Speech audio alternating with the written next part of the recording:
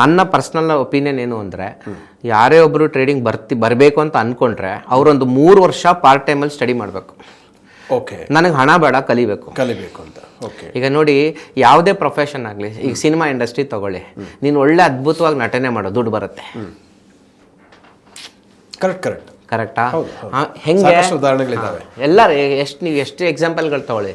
ಈಗ ಯಶ್ ಫಸ್ಟ್ ಪಿಕ್ಚರ್ಗೆ ಎಷ್ಟು ತಗೊಂಡಿದ್ದು ಸಂಭಾವನೆ, KGF ಪಾರ್ಟ್ 2ಗೆ ಈಗ ಹೊಸ ರಾವಣ ಸಿನಿಮಾಗೆ ಎಷ್ಟು ತಗೊಂಡಿರ್ತಾನೆ. ಹೌದೌದು, correct. He would have taken 100 times 500 times. But first ದಿನ ಬಂದಾಗ ಕೇರು ಮಾಡಿರಲ್ಲ, ಸರ್ ನಂಗೊಂದು ಅವಕಾಶ ಕೊಡಿ, ಇಟ್ಸ್ ಓಕೆ. ಎಲ್ಲರೂ ಬರೋದು ಹಾಗೇನೆ. ಸೊ ಈ ಪ್ರೊಫೆಷನ್ನು ಹಾಗೆ ಇರಬೇಕು, ನಾನು ಕಲೀಲಿಕ್ಕೆ ಅಂತಲೇ ಬರಬೇಕು. Let me become A good trader. So ಒಂದು 3 ವರ್ಷ ಚೆನ್ನಾಗಿ ಅದ್ರ ಬಗ್ಗೆ ಕಲಿಬೇಕು. 3 ವರ್ಷನೂ ಆಗ್ಬೋದು, 10 ವರ್ಷನೂ ಆಗ್ಬೋದು. ಕೆಲವ್ರು 3 ತಿಂಗಳಿಗೆ ಕಲಿಯೋರು ಇದ್ದಾರೆ, ಕೆಲವರು 10 ವರ್ಷ ಆದ್ಮೇಲೆ ಇವತ್ತಿಗೂ ಕಲಿದಿರೋರು ಇದ್ದಾರೆ. ಬಟ್ ಇನ್ನೊಂದೇನಂದ್ರೆ, ನನ್ನ ದುಡ್ಡಲ್ಲೇ ನಾನು ಬೆಳಿತೀನಿ ಅನ್ನೋದು ಕೂಡ ದಡ್ಡತನ. Your life is too short to learn from your own mistakes ಅಂತಾರೆ. ಕರೆಕ್ಟ್. ನಿನ್ನ ವಯಸ್ಸು ತುಂಬ ಚಿಕ್ಕದು, ನಿನ್ನ ಲೈಫ್ ಸ್ಪ್ಯಾನ್ ಚಿಕ್ಕದು. ಬರೀ ನೀನು ಮಾಡೇ ತಪ್ಪುಗಳು ಮಾಡಿ ಕಲಿಯೋದು ತಪ್ಪು. ಬೇರೆಯವ್ರ ತಪ್ಪುಗಳು ನೋಡಿ ಕಲ್ತ್ಕೊ ಅಂತಾರೆ. ಅದೇ ಥರ your life is too short to make fortune from